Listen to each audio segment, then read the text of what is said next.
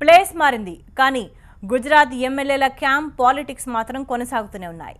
బెంగళూరు నుంచి గుజరాత్ చేరుకున్న ఎమ్మెల్యేలు మళ్లీ రిసార్ట్లో సేద తీరుతున్నారు. రేపు రాజ్యసభ ఎన్నికల నేపథ్యంలో హడావిడిగా ఎమ్మెల్యేలను గుజరాత్ తీసుకొచ్చిన కాంగ్రెస్ వారిని బరోడా సమీపంలోని నిజానంద్ రిసార్ట్కు తరలించింది. ఓటింగ్ ముగిసే వరకు ఎమ్మెల్యేలు చేజారకుండా జాగ్రత్త పడుతోంది. రాజ్యసభ ఎన్నికల నేపథ్యంలో 44 మంది ఎమ్మెల్యేలను జూలై 29న కర్ణాటకకు పంపింది కాంగ్రెస్ హైకమాండ్. కొందరు నేతలు బీజేపీలో చేరడంతో బెంగళూరులోని ఈగల్టన్ రిసార్ట్కు తరలించింది. ఎమ్మెల్యేలు చేజారకుండా ఉండేందుకే వారిని గుజరాత్కు దూరంగా ఉంచింది. అయితే తమ ఆతిథ్య బాధ్యతలను చూసిన కర్ణాటక మంత్రిని ఐటీ టార్గెట్ చేసుకుంది.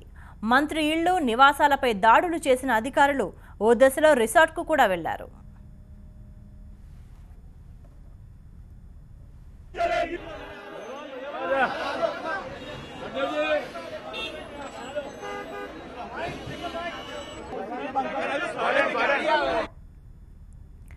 ఐటీ దాడులతో ఇబ్బందిగా ఫీల్ అయిన ఎమ్మెల్యేలు రిసార్ట్ను వదిలి బెంగళూరుకు వెళ్లారు.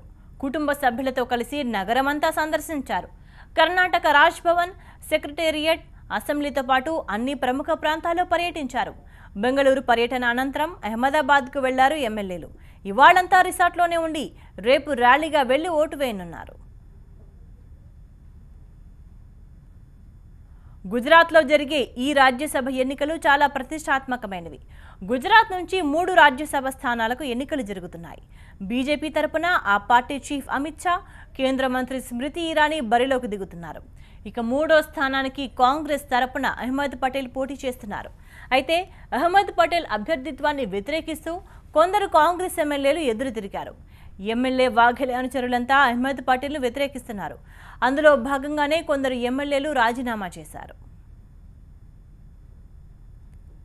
కాంగ్రెస్కు రాజీనామా చేయడమే కాదు, వెంటనే బీజేపీ గూటికి చేరిపోయారు నేతలు.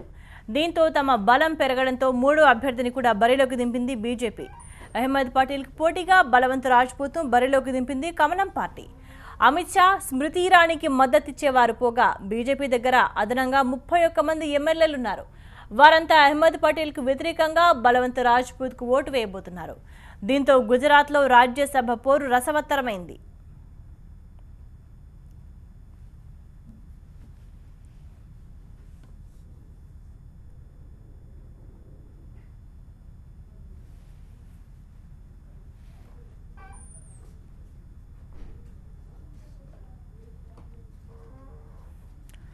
దీనికి సంబంధించి మరింత సమాచారాన్ని మా ప్రతినిధి దేవి అందిస్తారు.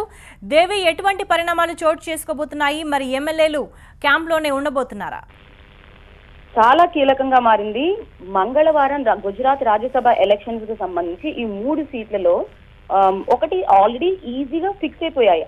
బీజేపీ చీఫ్ అమిత్ షాకి, అదేవిధంగా యూనియన్ మినిస్టర్ స్మృతి ఇరానీకి 45 చొప్పున బీజేపీకి ఆ 2 సీట్లు ఫిక్స్ అయిపోయాయి ఈజీగా. కానీ ఇంకొక సీట్ ఏదైతే సోనియా గాంధీకి పర్సనల్ సెక్రటరీగా 4 సార్లు రాజ్యసభకి ఎన్నికైన అహ్మద్ పటేల్ సీట్ ని గెలిపించుకోవడం కోసం ఇక్కడ ఇంత డ్రామా జరుగుతోంది. ఎప్పుడైతే 6 కాంగ్రెస్ వైపు నుంచి రిజైన్ చేసి బీజేపీ వైపుకి వచ్చారో మొత్తం లెక్కలన్నీ మారిపోయాయి. వీళ్ళకి మొత్తం 182 ఉన్న ఈ సీట్లలో టోటల్ గా బీజేపీకి 121 ఉంటే కాంగ్రెస్ 57 ఉండాలి. కానీ 6 రిజైన్ చేయడం వల్ల ఎలా అయితే మనం మొదటి నుంచి చూస్తున్నాం. సో 31కు వచ్చారు, ఆ తర్వాత ఇప్పుడు 37. అంటే ఈ 6 బీజేపీలో చేరడంతో ఇప్పుడు బల్వంత్ సింగ్ రాజ్పూట్ కి 37 ఉన్నాయి. కానీ ఒక ఇప్పుడు ఈ సీట్ గెలుచుకోవాలంటే వాళ్ళు కంపల్సరీగా 45 ఉండాలి. అంటే ఇప్పుడు వాళ్ళకి 8 కావాలి. వీళ్ళు చాలా ఒక పరువుగా తీసుకున్నారు. లైక్ బల్వంత్ సింగ్ రాజ్పూట్ ని ఎలాగైనా గెలిపించాలని, అహ్మద్ పటేల్ ని ఎలాగైనా ఓడించాలనేది ఒకటి తీసుకోవడంతో పూర్తిగా లాబింగ్ జరుగుతుంది. ఇక్కడ మనకి ఈగల్టన్ రిసార్ట్ లో అయితే సోనియా గాంధీకి అత్యంత విధేయుడిగా ఉండే డీకే శివకుమార్ పూర్తిగా వీళ్ళని ఎక్కడికి జారిపోకుండా చాలా జాగ్రత్తగా కాపాడుకుంటూ వచ్చారు. కానీ ఒక్కసారిగా ఐటీ రేట్ తో అక్కడ ఉన్న తేనె చుట్టే కదిలినట్టు మొత్తం డీకే శివకుమార్ బయటకు లాగడంతో అక్కడ చర్చలు ఎలా జరిగాయి అనేది తెలియలేదు. వాళ్ళు ఒకవేళ ఉన్నారా లేకపోతే వాళ్ళ లాబింగ్ వాళ్ళు ఫలించిందా లేదా అని తెలియదు. అండ్ ఒక బ్యాచ్ అయితే మార్నింగ్ ఫ్లైట్ వాళ్ళు ఢిల్లీ వెళ్తున్నట్టుగా, ఇంకొక బ్యాచ్ వాళ్ళు 12కి ఢిల్లీకి వెళ్తున్నట్టుగా, ఇంకా సోనియా గాంధీని కలవాలని, రాఖీకి సంబంధించి వాళ్ళు ఒక మీట్ పెట్టుకున్నారని, ఇవన్నీ అయిన తర్వాత డైరెక్ట్ గా వాళ్ళు రేపు జరగబోయే ఎన్నికలకి వాళ్ళు డైరెక్ట్ గా గుజరాత్ వెళ్ళబోతున్నారు. అండ్ ఇంకొకటి కీలకంగా మారింది ఏంటంటే ఇంకొక ఇద్దరు అంటే 42 మంది ఇక్కడ ఉన్నారు, ఇంకొక ఇద్దరు ఎక్కడ ఉన్నారనేది తెలియదు. వీళ్ళకి 51 దాంట్లో 7 అన్డిసైడెడ్ గా ఉన్నారు. వాళ్ళు బీజేపీ వైపు ఉంటారా కాంగ్రెస్ వైపు ఉంటారా అనేది ఓటింగ్ టైంలో మాత్రమే తెలుస్తుంది, పోలింగ్ టైంలో మాత్రమే తెలుస్తుంది. ఇక ఎన్సీపీకి సంబంధించి ప్రఫుల్ పటేల్ ఒక బాంబ్ పేల్చారు. మళ్ళీ కాంగ్రెస్ వాళ్ళకి ఒక బ్యాడ్ న్యూస్, మేము ఇప్పటి వరకు డిసైడ్ అవ్వలేదు ఎవరికి సపోర్ట్ చేస్తాం అనేది అన్నారు. అంటే ఒకప్పుడు 2012లో అప్పుడు వాళ్ళు కాంగ్రెస్ కి అలయన్స్ గా ఉన్నారు, అంటే యునైటెడ్ ప్రోగ్రెసివ్ అలయన్స్ లో ఒక పార్టీగా ఉన్న ఈ నేషనలిస్ట్ కాంగ్రెస్ పార్టీ ఇప్పుడు అలాంటిదేం లేదని చెప్తోంది. పైగా ప్రఫుల్ పటేల్ మాట్లాడుతూ వీళ్ళకి ఇద్దరు లెజిస్లేటర్స్ ఉన్నారు, కంజల్ జడేజా అండ్ జయంత్ పటేల్, వీళ్ళిద్దరే ఉన్నారు. చాలా చిన్న పార్టీ ఇది. కానీ ప్రఫుల్ పటేల్ మీడియాకు చెప్తూ ఏమంటున్నారంటే చిన్న పార్టీ అయినా మాకు కేవలం ఇద్దరు లెజిస్లేటర్స్ ఉన్నా ఇప్పుడు ఈ ఇద్దరు కూడా చాలా కీలకంగా మారారు. ఎవరు గెలవాలనేది డిసైడ్ చేసేది ఈ ఇద్దరిపై కూడా ఆధారపడి ఉంది. ఎందుకంటే 42 మాత్రమే ఉన్నారు, 44 ఇప్పుడు అహ్మద్ పటేల్ గెలవాలంటే 45 కావాలి. ఒక్క సీటు కూడా చాలా ఇంపార్టెంట్, ఒక్క ఎమ్మెల్యే కూడా చాలా ఇంపార్టెంట్, చాలా జాగ్రత్తగా కాపాడుకోవాలి వీళ్ళు.